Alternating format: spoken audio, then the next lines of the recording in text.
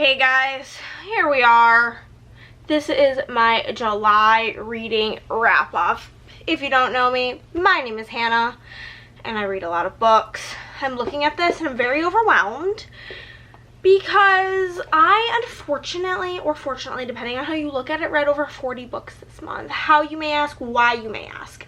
So if you are new here, which most of you probably aren't, so this is probably repetitive and I do apologize, but I am a small business owner and I did have a big sale at the beginning of July for my shop's 5-year anniversary, and while I work I listen to audiobooks, and I've been working 12-hour days for a month listening to audiobooks between 2 and 3 times speed. So I was getting through 2 books a day, 2.5 books a day if it's a longer book, 1 book a day, but I was flying through books because I was working probably 6 days a week this past month, which resulted in a lot of books. And I would say I remember 98% of them. There are 2 books that I don't super remember, which are the first books I think we're going to be going over, and it's for a very good reason why I don't remember them, but I will quickly tell y'all my stats for the month.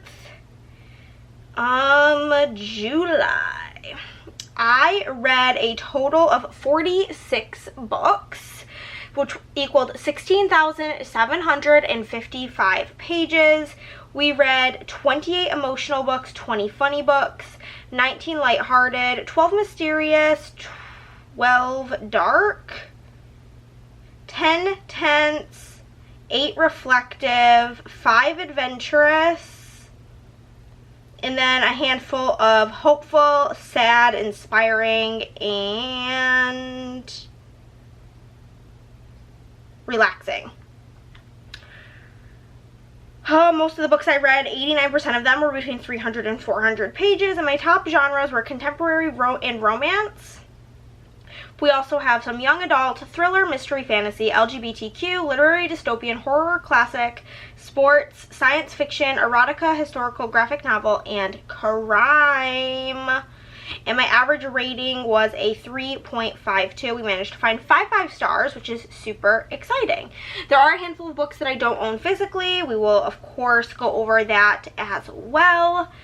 And it's time to get rocking and rolling on this. Let me scroll way down on Goodreads because I like to go in order of how I read these.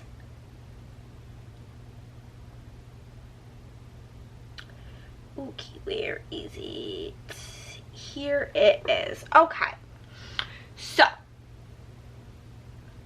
I think I'm feeling okay enough to not get emotional talking about this, but at the beginning of July, like the first couple of days of July, like around July 1st, I was planning on working on a 24-hour reading challenge with one of my best friends, and we were going to be doing it together, buddy reading some books, and I hadn't heard from her that morning, so I got started listening to this, which is Unwind by Neil Shusterman, and I was listening to it and I was very anxious all day. Like, I just felt like something was wrong, and I finished this and listened to about 80% of this. These are the 2 books I don't super remember because I was in a very anxious mindset while listening to them, and then I did on, I think, the 1st or 2nd of July, the 1st of July, got notification that one of my best friends who I was working on this 24-hour reading challenge with passed away, and so pretty much everything from those days is kind of like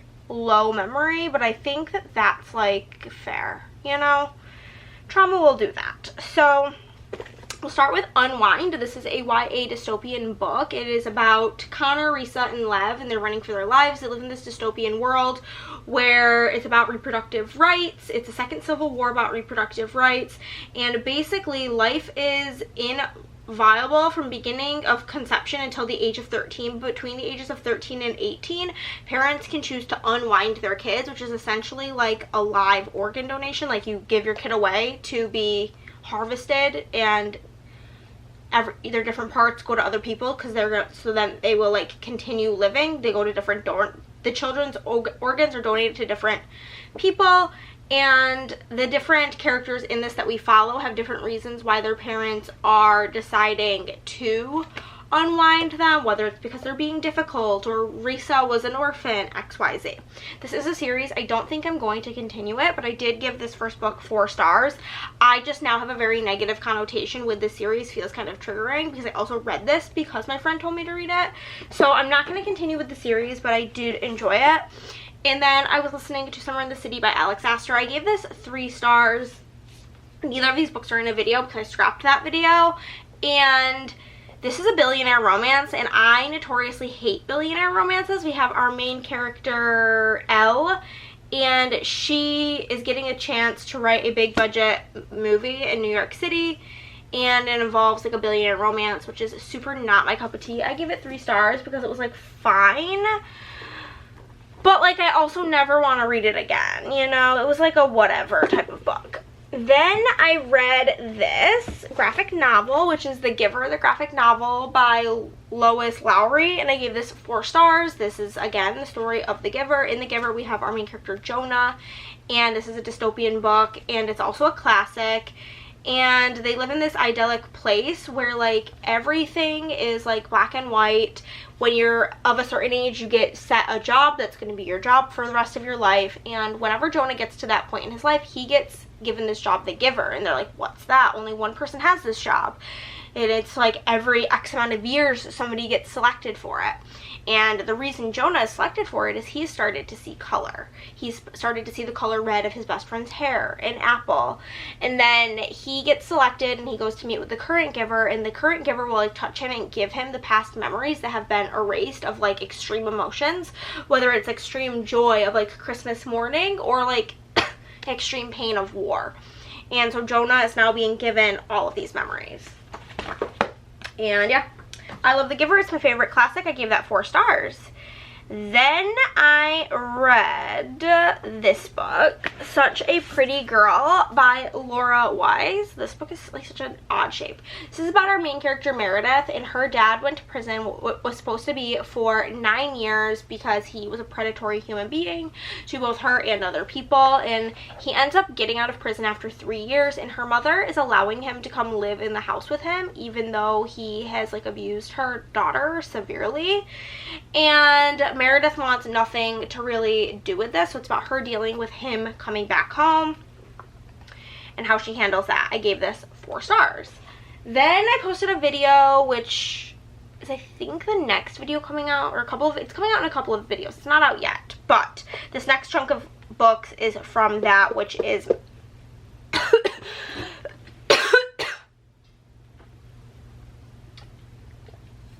my what I read in a week as a small business owner. So the first book I read for that was Lost and Lassoed by Kennedy Ryan. This is book 3 in the Rebel Blue Ranch series, and I feel like this is the book that everybody was waiting for, and this is Teddy's story. Teddy is a prevalent character in the first and second book. In the first book, she's the FMC's best friend. And basically in this, I gotta think, Gus's daughter, I don't remember her name. Basically, Gus is one of the boys of the Rebel Blue Ranch brothers, and he and Teddy have had kind of like a lot of banter, kind of don't like each other but don't hate each other, like a frenemies type situation. And his daughter is very like friendly, like her and Teddy, they're BFFs. So one day, Teddy's best friend, the main girl from the first book, I think her name, she goes by Emmy, Clementine, but she goes by Emmy.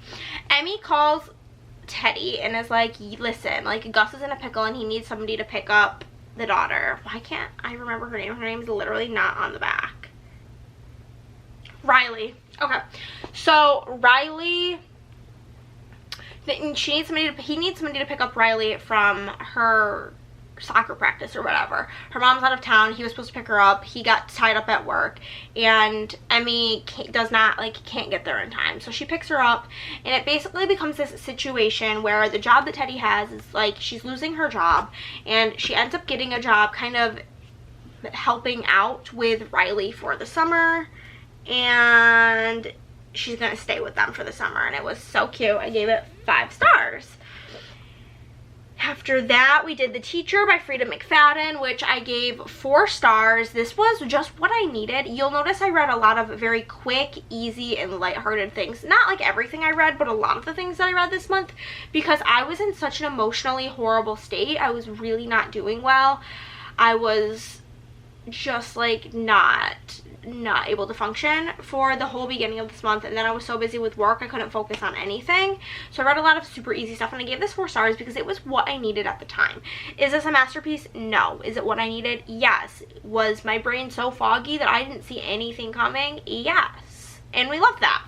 This is about Eve, and she gets up every day, gets a kiss from her husband, heads off to teach math at the school, and her husband's also a teacher at the school, and then there's been like a scandal with a student. That's all I'm gonna say, because it is a thriller, and I don't want to spoil anything, because some of the twists in this, like, some of the twists were like, oh yeah, I saw that coming, but then there was like an extra twist at the end, and I'm like, what? 4 stars. I really enjoyed that one. Then after that, of course it's the mom of the stack, I read Interesting Facts About Space by Emily Austin. This is about our main character Enid, and it's basically her learning how to do life. She has this crippling fear of bald men, which she has to face in this, and it's literally just like she has these siblings that are her half siblings on like her dad's side, and she has kind of an estranged relationship with them. She's gay, and it's really just about her figuring out life, navigating these friendships with these siblings she didn't know she had, never met until later in life, and her coming to terms with her inability to stay in a committed relationship, breaking things off, and not wanting to be tied down to anything. And it was really good, and I gave it 4 stars, and I've since picked up another book by Emily Austin. I'm sorry I'm not going into super depth about each of these. We just have a lot of books to go over, and I'm not trying to be here and keep you guys for 8 years.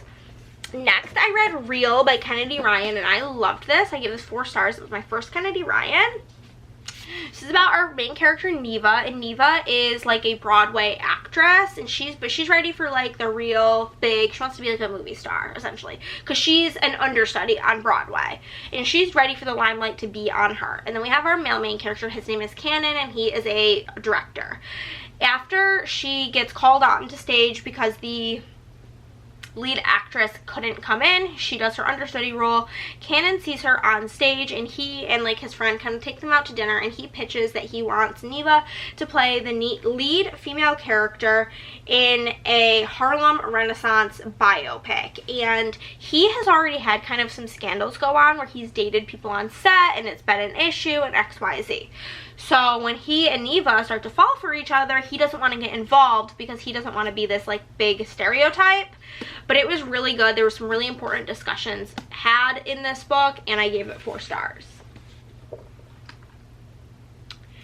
After that, I read The Art of Catching Feelings by Alicia Thompson. This I gave 3 stars. I did find this a little bit disappointing. I still liked it.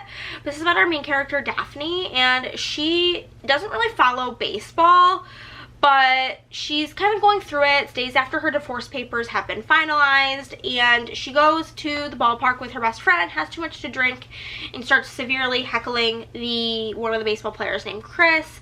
And he kind of has like a breakdown from the things that she said. He cries. It's this whole thing on stage. She's getting bullied online about it. She goes and DMs him from like her account that doesn't have her name in it, and she rewrites it a bunch of times thinking that she's apologizing, but she never actually says I'm sorry, it was me in the post. So he, for some crazy reason, sees the message, starts chatting with her. They start chatting, but he doesn't know that the online person he's talking to is Daphne. And then, for reasons you'll find out when you read it, she starts working with the team as like a reporter, I guess. I don't really know what the term would be. Like, she starts working with the team. So he knows Daphne, the heckler, IRL, and they start to form like a friendship / like some feelings, but he also has feelings for this person he's talking to online. And this book was like, this could have been a novella if she would have just told him like, oh yeah, by the way, this is me, before things got complicated. And so like that level of like miscommunication was so corny to me, but hey, I still gave it a 4. And these are all still for that same video. Then we read The Ballad of Songbirds and Snakes by Suzanne Collins. This read pretty much exactly like the movie, if you've seen the movie. It was pretty like exact. There were some things that were like a little bit darker in this regarding the Snow family like money situation and how they were getting money, involving his cousin Tigress and the things she was doing to keep their family afloat. They were more alluded to in this book than in the movie, but otherwise it was pretty similar, and I kind of had the same thoughts and feelings reading this. I gave the book 4 stars. I liked it slightly better than the movie, but in this, the whole first half, we have Snow, Cornelius Snow, President Snow, in his youth in like high school, and how each like kid got assigned a person from the Hunger Games for this like year and had to like assist them, aid them, and make them win to win a prize. Like that whole part was so good, so interesting, just like in the movie. But the whole second half is like post that, him being like an enforcer and blah blah blah, and that part was just very like political and boring to me. But I did give it 4 stars. The Power Road. Okay, I followed that up with The Off Limits Rule by Sarah Adams. I gave this 4 stars. It's not my favorite Sarah Adams, but I did enjoy it. This is about Lucy. She's at rock bottom. Her life's kind of falling apart, and she's also a single mother. She moves back home, feels like she's kind of failing at things. She's a hairdresser, and she's moving in with her older brother. He's kind of trying to get her out of her shell and force her to not wallow in self-pity. So he keeps inviting her to do things with his friends and do this and do that, and eventually she agrees to go out and hang out with him and his friends, where she meets his friend Cooper, and maybe they like each other. So this is a brother's best friend trope, and it was pretty cute. Then, my favorite book of the month, The Exorcist by William Peter Blatty. This is now my new favorite, one of my new favorite books, like top 5. It was terrifying. My review literally says terrifying, horrifying, everything I wanted it to be. I literally had nightmares from this book about like getting possessed, which I don't get nightmares like ever really. I never remember my dreams, but in this we have our main character Reagan, and again I don't want to like say too much because I don't even have this version that I have doesn't have the blurb, and I don't want to say anything that's not like in the blurb. But basically we have our main little girl Reagan, and she starts acting a little kooky and nobody can figure out why. Her parents keep bringing her to doctors, and this is set in a time where like mental illness is like really frowned upon, and they're like wanting to send her to like a mental, as like they called it, like an insane asylum. Like in this I think like something mentally is wrong with Reagan, but really they need to get a priest up in there.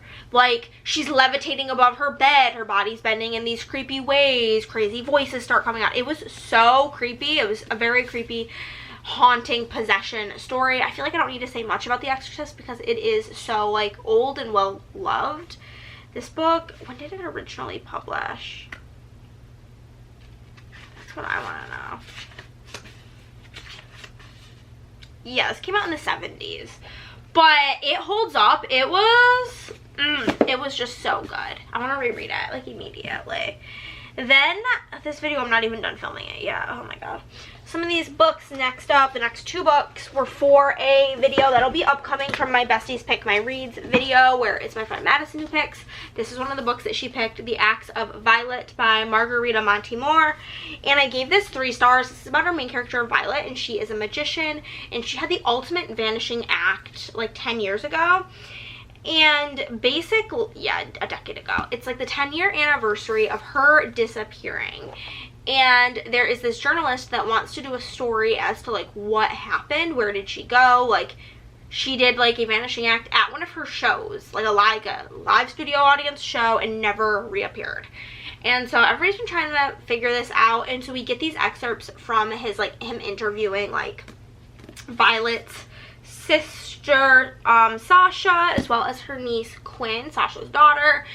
And it was produced really well, the audio, like it had sound effects, XYZ, but I thought the ending was just not very good. I didn't love the ending. I did not find it satisfying, but it was mixed media with a bunch of interviews and then like their story switching points of view. I gave it 3 stars. It was decent. It was interesting. Like, I've never read about a magician, so I did like that. And then I read Local Woman Missing, which I have this stunning copy by Mary Kubica. And this is about this town where people start disappearing. Shelby was the first to go missing. Then Meredith and her 6-year-old daughter Delilah vanished just blocks away from where Shelby was last seen. And so it's 11 years later, and we get like the points of view of like this little girl and this boy being held captive, and they're able to make an escape, and they're running through, and the little girl makes it out. She gets discovered by like a family walking in the woods. They ask her name. She says her name is Delilah whatever, Delilah Dickey, and she has been found 11 years later. And it's kind of like, there's like some crazy twists. I'm not gonna like say what happens, but I did give this 4 stars. But like her reacclimating to the world after being held captive for 11 years, it's a time to be alive. It's a time to be alive. Then some books that I read for a video where my sister picks my reads is I did finish, where are you? Where are you? And I'm so, oh, here they are, both of them. I gave 3 stars to both of these. We gave 3 stars to Rich People Problems. This is the final book in the Crazy Rich Asians trilogy. This book kind of felt like it didn't need to exist. The first 2 felt purposeful, and this did not. In this book, it's again, we have Nicholas, Nick, and Rachel, and Nick's grandma, Suyi, is on her deathbed, and everybody's rushing to be by her side, not because they're upset that she's dying, but because nobody really knows what's in her will and who's going to get Ty Park. And so Nick goes, even though like his grandmother and him are not on good terms, but he wants to make amends with her before she dies. And it's literally like all the drama of who's gonna get what after she dies. And it was like very mid. I did not super like it. Another mid book that I read was Peggy by Rebecca Godfrey with Leslie Jamison. Rebecca Godfrey passed away while writing this book, so Leslie finished it. But in this book we have our main character Peggy, and this takes place in the 50s. Her dad dies on the Titanic, and she's very into art, very like snobbish. It's a very historical book, and she's basically making her way through life during this time with her family not really like going from having all this money to like her dad dying and them not having things, her relationship with her sisters. It's a very like character driven story that was quite boring. You know, it was pretty boring. I gave it 3 stars. Another book I read for Madison's Picks was Mad Honey, which I gave 5 stars. This is a new like combo of genres for me. This is by Jodi Picoult and Jennifer Finley Boylan, and I've never read like a fiction with a mystery, and I loved it. And all I've ever heard about this book is that it's big on bee talk, and I'm absolutely terrified of bees. They're like one of my top fears, but I find them fascinating. But this is about Olivia, and she is a beekeeper. She has this bee farm, and basically her picture perfect life, she was living in Boston, and she was married to like a heart surgeon, and they have their son Asher, and her life was kind of flipped upside down when her husband kind of revealed his true colors, and they ended up getting divorced. She moves back to her hometown and takes over her family's bee farm. Then there is this girl Lily, who is Asher's girlfriend, who's had kind of like a hard time in life, and she winds up dead, and her son Asher is kind of being thought of as the suspect for the murder. And Lily's trying to like, not Lily, Olivia is trying to really believe in her son that he would never hurt anybody, but she's like, his dad's violent, like could he be violent? I've never seen him be violent, but maybe he could. And so it's really, we dive into Lily's backstory and what happened to her that forced her and her mom, her dad's not in the picture, she wants nothing to do with him, to move to this town in New Hampshire. And we get her backstory as to what's happening, and we really go through like the trial and all of the evidence that kind of leads to maybe Asher having been involved. But it was so good. 5 stars.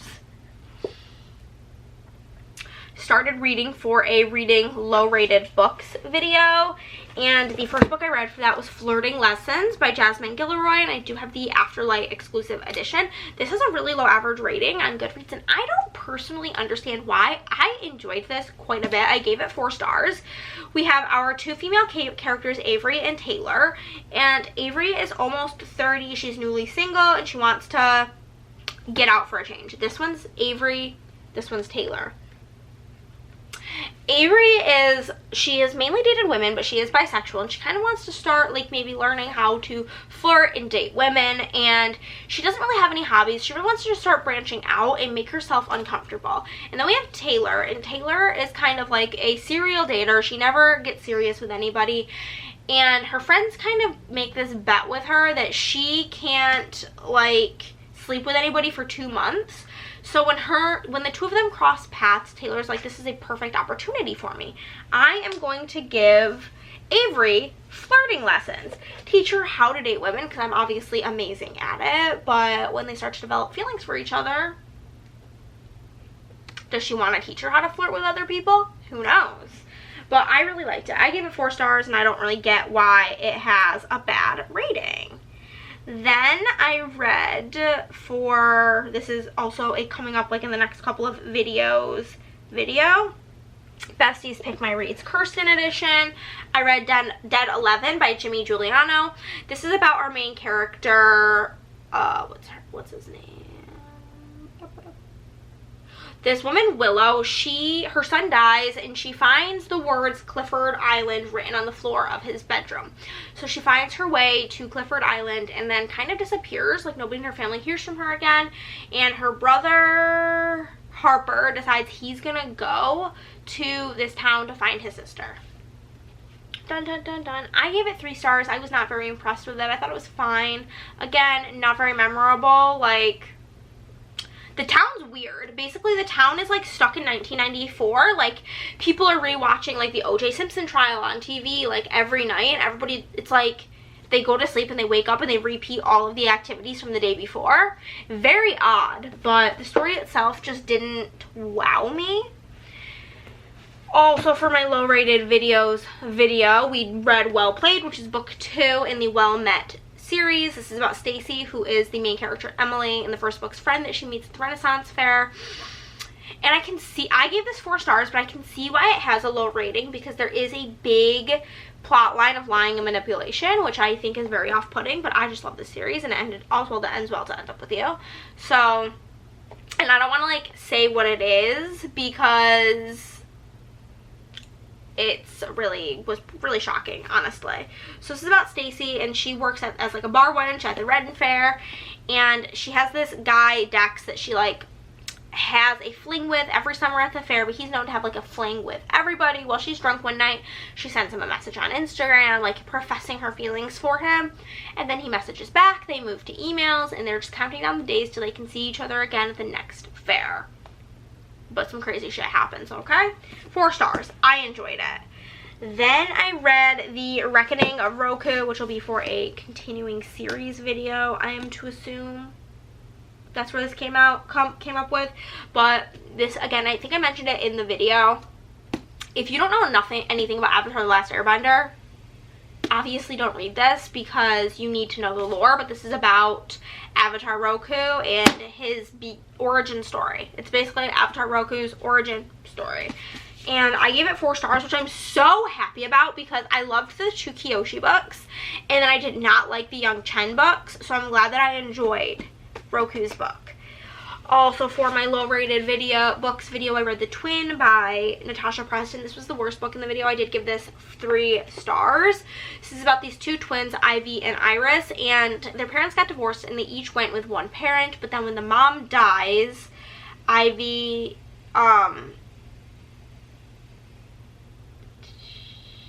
which one goes to which?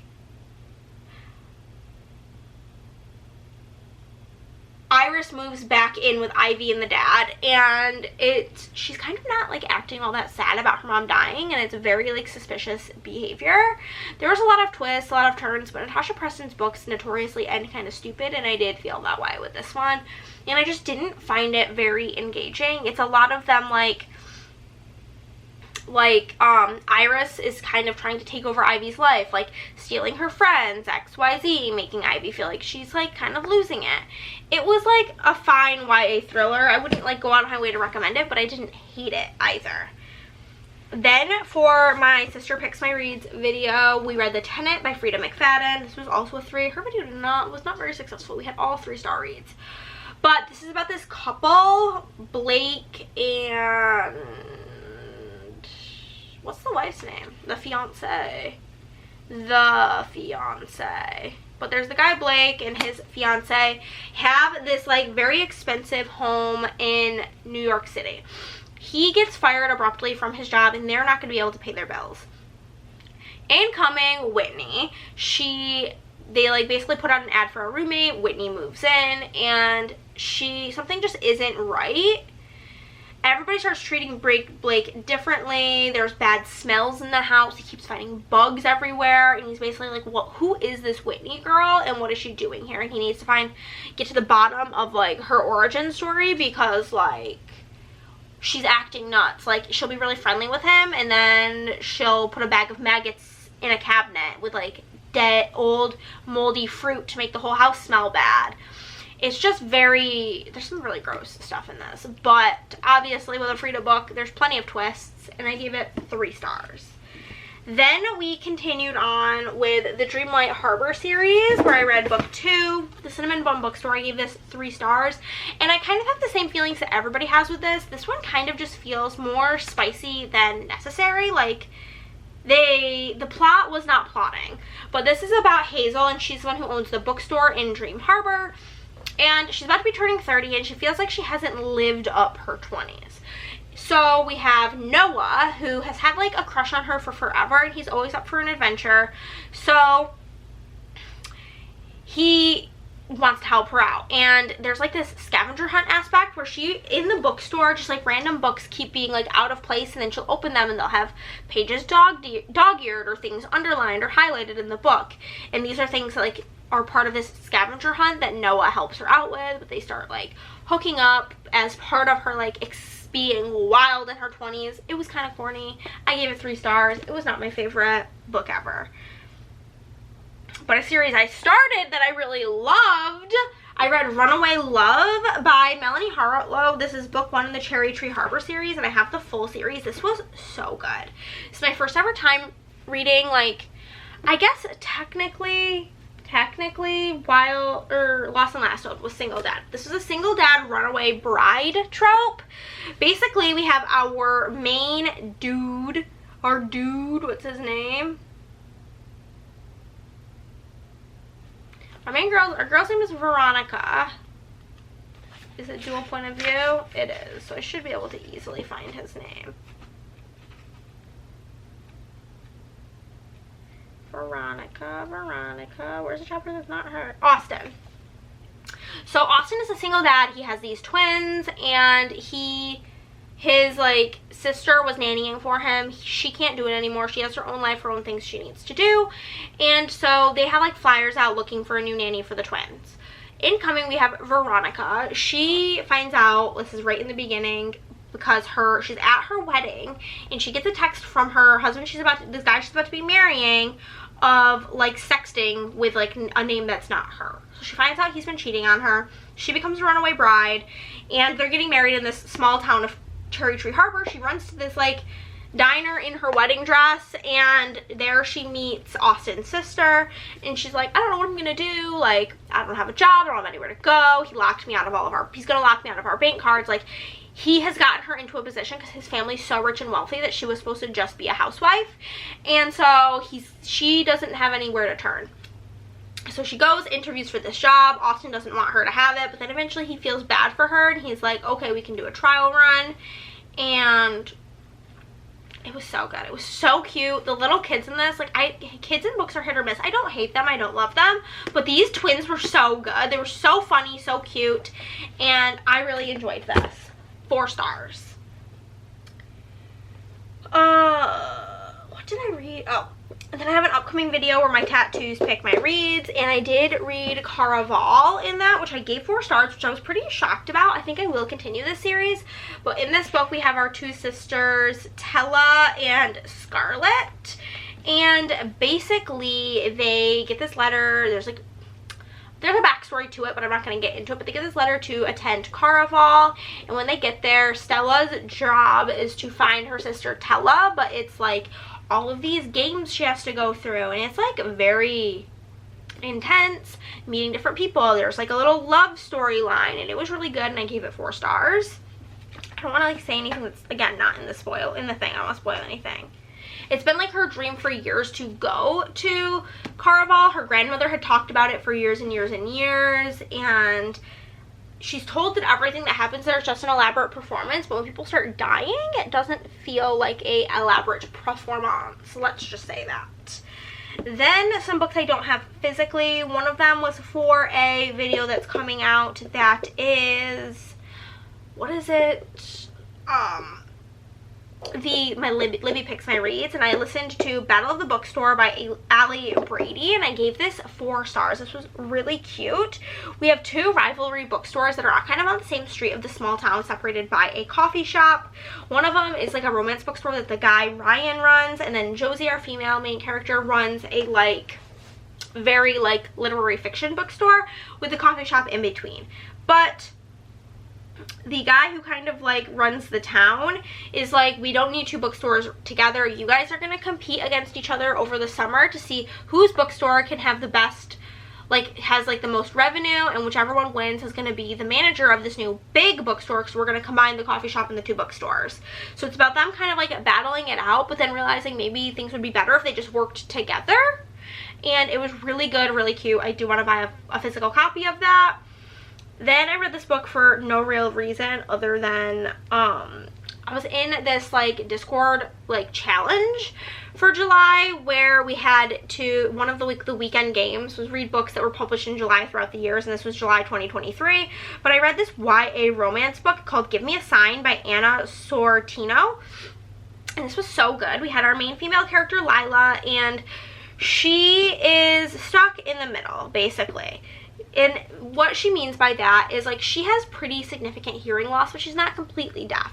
And so she doesn't feel like she's deaf enough for the deaf community, but she's not hearing enough for the hearing community. Her brother also has the same like congenitive hearing disorder that she does. Her family refuses to learn sign language, so she doesn't feel like she can communicate even with the deaf community. And her friends treat her like she's a fully like able-bodied person. They don't go out of their way to help her out. They don't consider her when they make plans. They're just like, this is what we're doing, and Lila just kind of goes along with it. She then starts thinking about some of her best times in her childhood. We're going to this summer camp for the deaf and the blind. She reaches out to them to see if they need any counselors for the summer, and they do. So she gets a job as a summer counselor at this school for the deaf and the blind, where she's really confronted with her deafness and how she feels about how she doesn't feel deaf enough, XYZ, and she is able to work on learning her ASL, and it was just a really charming, sweet story. I gave it 4 stars. Then for my continuing series, I read Mixed Signals by B.K. Borison. I gave this 3 stars. I'm ready for this series to be over. I have 1 more book left, so I'm gonna finish it, but it's a very mid series to me. I don't think these books are very interesting. But in this book, we have our main character, Lila. She's given, or Layla. She's given up on love, blah, blah, blah.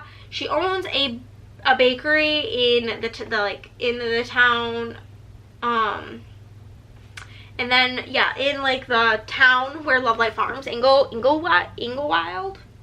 And she basically has this guy, Caleb, and he offers her, like, a no-strings-attached 1 month of dating to renew her faith in love. It was, like, it was fine. It was 3. It was not memorable at all. Then, for a reading books with ugly covers video, I read Those Girls by Chevy Stevens, and I've been thinking about this book. This book is wild. This is about these 3 sisters, Jess, Courtney, and Danny, and they live in remote Western Canada. And their dad is very abusive. Their mom is dead. I think their mom died. Yeah, their mom's not around. She died, I believe.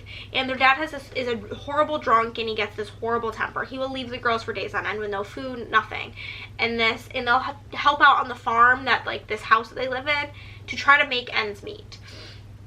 One night the dad's temper gets the better of him, and he starts beating one of the sisters nearly to death, like burns her face on the stove, and so simply one of the other sisters shoots him. Now they're on the run, and they are held captive. They like come across these bad people that hold them captive. They eventually escape, and then we jump forward years later to their life now, and what happens when they go back to this town where they were held captive. And mind-blowing, 4 stars. Loved that book. Then for continuing my Libby Picks My Reads video, I read Not Safe for Work by Nisha J. Tooley. I gave this 4 stars. This is about 2 rival engineers. We have our main female character, Trishara, who goes by Triss, and we have our dude, Rafe, and Rafe's family, basically his dad runs the company, and they get selected as the 2 people from the company to go on this, like, go to this corporate retreat in Hawaii. Triss is like happy about it, but it's like very apparent that she was selected because she's a person of color and a woman, and that is annoying to her. Like, she doesn't want to be like she doesn't want to be there making it look like their company is inclusive when they literally aren't. And so it's got like the 1 bed trope. They're sharing a hotel room, and he's very hot, and some team building exercises, maybe push them together. Then for a video I need to get back to working on, which is Goodreads Picks My Reads. I read Savorit by Tara DeWitt, and I did give this 4 stars. We have our 2 characters, Sage, and then we have our main male character, his name's Fisher, which I think is horrible. But Sage is part of this small town. Everybody kind of loves her. She has this misfit animal hobby farm. She's a teacher. She's just like a ray of light. And she has this horrible ex who they broke up, and he immediately got engaged to somebody else. And in their town of Spoons, Oregon, they have this festival called the Festival of the Spoons, and it is her lifelong dream to beat him in this thing. Then we have Fisher. He and his niece moved to Spoons because he's kind of going through it. His sister passed away, and ever since then, he's not really been doing well at work. He's been a chef at a Michelin star restaurant, and he just hasn't been able to focus. They've lost their Michelin stars. He's flipped out on people, and he loses his job. He doesn't tell his family he loses his job, and his boss and him, like everybody he's worked with, have become kind of like their own family, and they want to give him another chance. So they're like, you're going to go to Spoons where we're opening this new restaurant, and you're going to get it off the ground and get the town on our side because they don't want us there.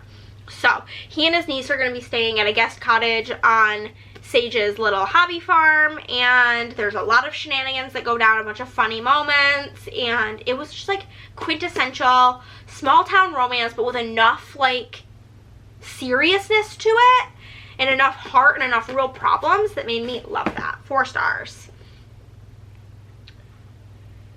After that, for my Libby Picks My Reads video, I did read Home of the American Circus by Allison Larkin. I ended up giving this 4 stars. When I started this book, I'm like, oh my god, I'm going to DNF it. But I'm glad I stuck it out because I really enjoyed it. Our main character's name is Freya, and 10 years ago, she left home for reasons you find out in here. A very toxic family environment, basically.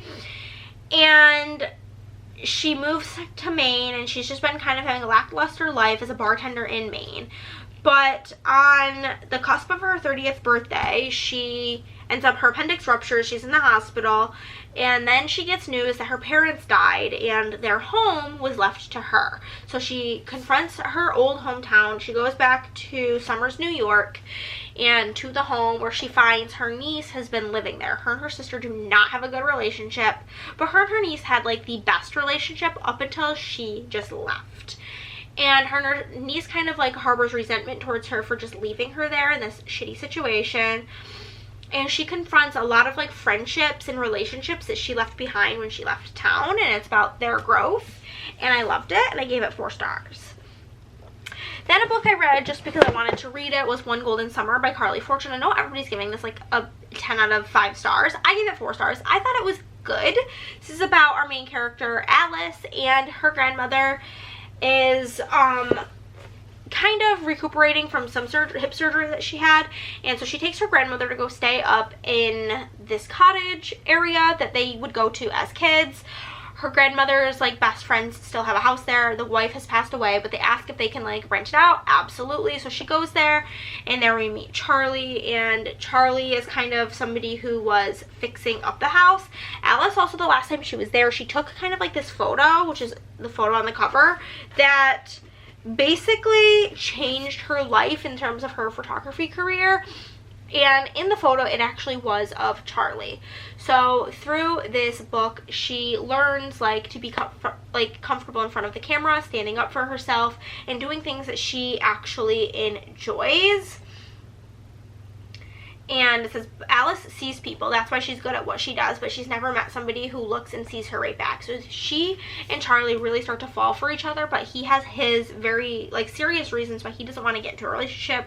We do have our characters from Every Summer After appear in this, because Charlie is brothers with the male character in that book. But overall, it was really cute, and I gave it 4 stars. Then I read, I think a lot of these books I didn't read for any reason, because at this point I was just kind of like, I have so many videos that I'm like needing to edit, and I'm very ahead, so I was just reading things. Actually, no, this is for another series video. Well Matched by Jen DeLuca. This is the book that I was waiting for. It is about Emily's sister, April, which I was dying for her story. April is a single mother. She has lived in this small town for years. Her daughter's now going off to college, and she doesn't really want to stay in this small town anymore. But then we have Mitch, who's kind of like the life of the party. He's kind of like that guy, like the party guy in all of the other books.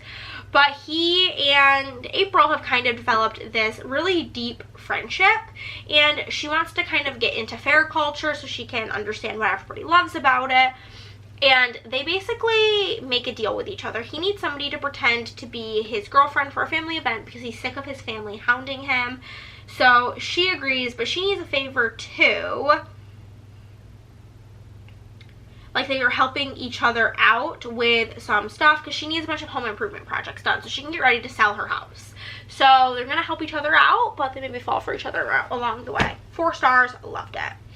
Then I read my least favorite book of the year, which I gave 1 star, and it's going to be for an upcoming Friends Pick My Reads. My friend Shanna picks it, and I read Priest by Sierra Simone. This is an erotica book, which is not my cup of tea, about this priest named Tyler and this girl named Poppy who comes in for her confessional, but oh my god, he's a hot priest, and they just start fucking all the time. But like, I think I would have been fine with that, and I would maybe given it 2 stars, but then it also like tried to be like doing these big romantic gestures, and I'm like, no, just no. 1 star, hated it. Also, for that same video, I read Divine Rivals by Rebecca Ross, and this book surprised me. I gave this 4 stars. This book does not feel like fantasy to me. It's classified as YA fantasy, as like the top genres on Goodreads. This felt very much so to me more like historical fiction, magical realism. Basically, we have our main character, Iris, another Iris, and her brother kind of gets sent off to war, and she's working as like a editor at the Oath Gazette. And she starts writing letters to her brother because he is not like writing her as he said he would. And also, can we talk about how pretty this is? Ugh, love it. Dear Iris. And so she doesn't want to actually send them in the mail, so she's just been putting them in like her wardrobe, and they disappear. They keep disappearing out of her wardrobe, and one day she gets a letter back out of the wardrobe. So it feels like kind of magical realism, and they're landing in the hands of Roman. It does say this in there. Roman Kit, who is her rival at work, and basically she ends up quitting her job to go work on writing stuff firsthand, what's happening in the war. And the war is like technically like with different gods, but like that was not like an important plot point to me at all. I really enjoyed it though. Then for continuing series, we did read Life's Too Short. This was my last Abby Jimenez to read, and I did give it 5 stars. I absolutely love Abby. I love all of her books. They're all great, okay? 4 or 5 stars for all of them.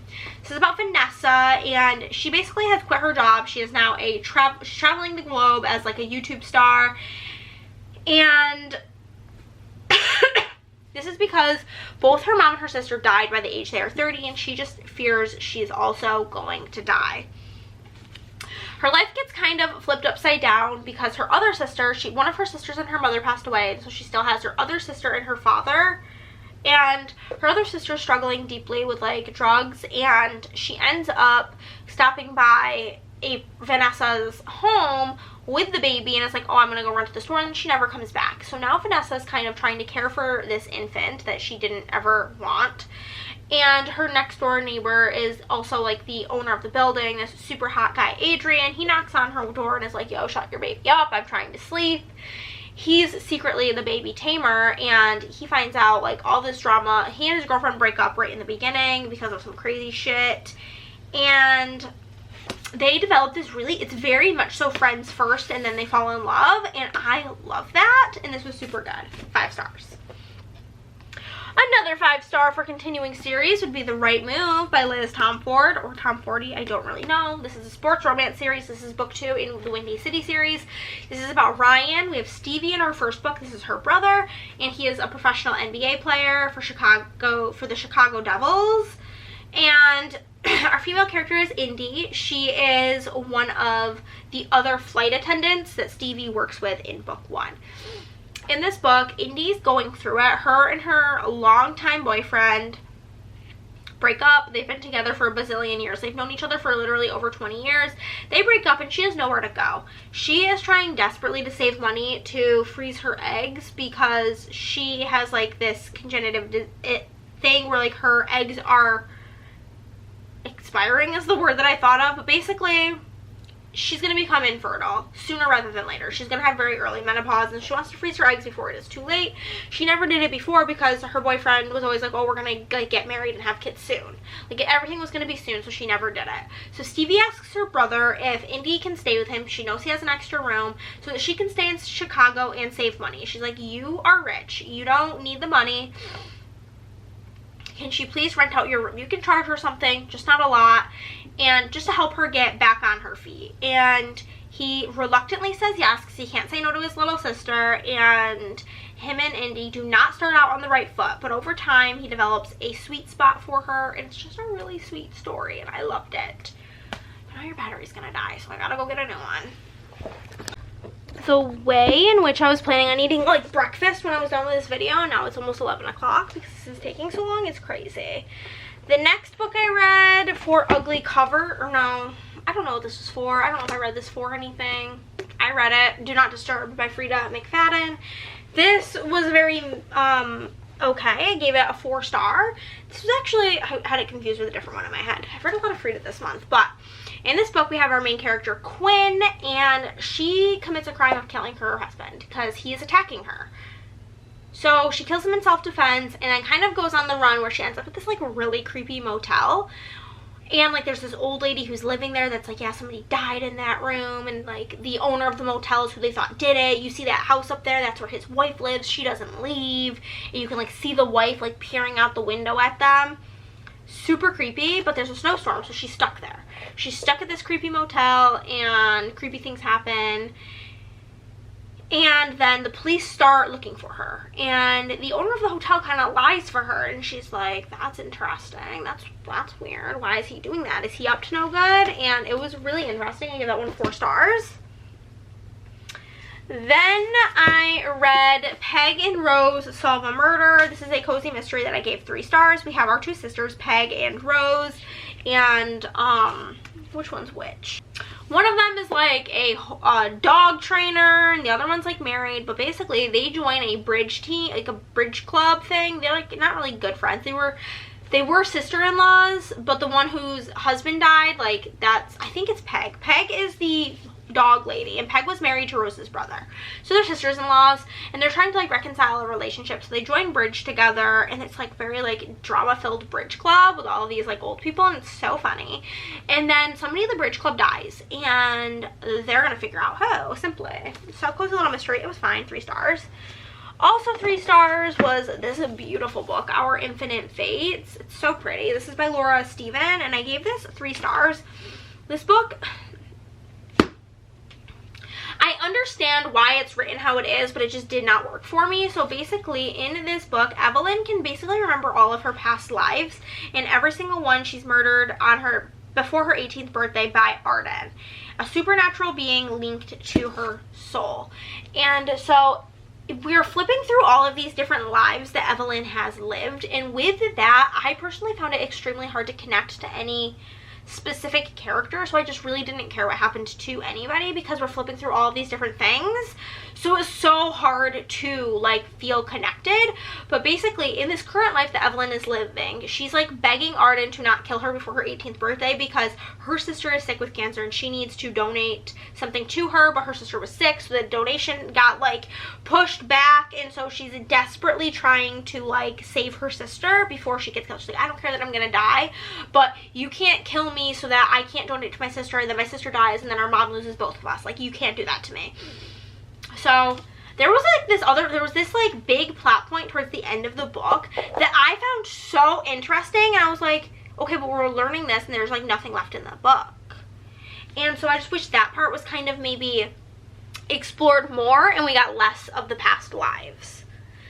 Another book that I read just because, basically because Gabby from Gabby Reads talked about it and I was like, let me read it, was On the Plus Side by Jenny L. Howe, which I did give 4 stars. And this is basically What Not to Wear meets Queer Eye. I literally was thinking What Not to Wear the whole time while watching this, but it's about our main character named Everly. And she basically gets nominated to go onto this show called On the Plus Side, which is like a What Not to Wear Queer Eye combo show for plus size people, and to help her accomplish something, which is she wants to submit her art to this art show. And it's really like a self-growth journey of her being able to stand up to people, say what she wants, and believe in herself. And it was so good. I gave it 4 stars. Then Do Not Disturb was for a video where I'm reading gifted books. And same with a book that I haven't read yet, but this was one of the books I read for the books that I was gifted. This is called The Frederick Sisters Are Living the Dream. I gave this 3 stars. This is by Jeannie Zussi. And this is about these 2 sisters, Maggie and Ginny. And Maggie is like a divorced mother with grown children, and then Ginny is her sister, who is a sugar-loving diabetic with intellectual disabilities, and she basically gets a call that she's in the ER, and she basically, her house is like a hoarder house, and she can't live there. She's in a wheelchair currently, she can't walk, she can't take care of herself, so she gets her into like an assisted living place, which is mainly just elderly people, but she's like, she needs to stay there. And basically she has to bring her dog, like Ginny's dog has to live with Maggie, and it's like this whole situation of basically them dealing with all of these issues, as well as their other sister who's kind of not really in the picture and is leaving all of this stuff to Maggie to figure out, and Maggie's very, very resentful of that. But it's basically about their sister relationship and how they grow together. 3 stars. It was fine. A 2-star read I had was Everyone in My Family Has Killed Somebody or Someone by Benjamin Stevenson. I gave this 2 stars. The writing style of this, I hated it so deeply. I hated it so deeply. This was it was very like direct to reader. Like, they would break the 4th wall and talk to the reader, and I just hated it. But it's basically about all of these different people in this family have killed somebody, and we have this like main story that like all these things have happened. His brother just got out of jail, and they're on this like mandatory family trip, and somebody on this like ski resort dies, and they think it has to be somebody in the family who killed them, and it was not good. It was so boring. 2 stars. And then the last book I read was Everything by Nicola Yoon. And this book I gave 4 stars. This is about our main character, Clara. Nope, that's the nurse. Maddie. So this is about Maddie, and Maddie has some kind of medical condition. My disease is rare as it is famous. Basically, I'm allergic to the world and I don't leave my house. There was like a really big word of like what it's called. But she has this like medical condition she's had for her whole life where she like can't leave the house because she is allergic to everything and she will die. The only people she really sees is her mom and her nurse Clara, she does school online, and then this family moves next door where they have a kid her age, this boy Ollie, and they start making a friendship between like holding up signs in their windows, and she's like, I can't leave. Like, he and Ollie and his sister tried to come over and like meet her, and her mom's like, no, you have to go.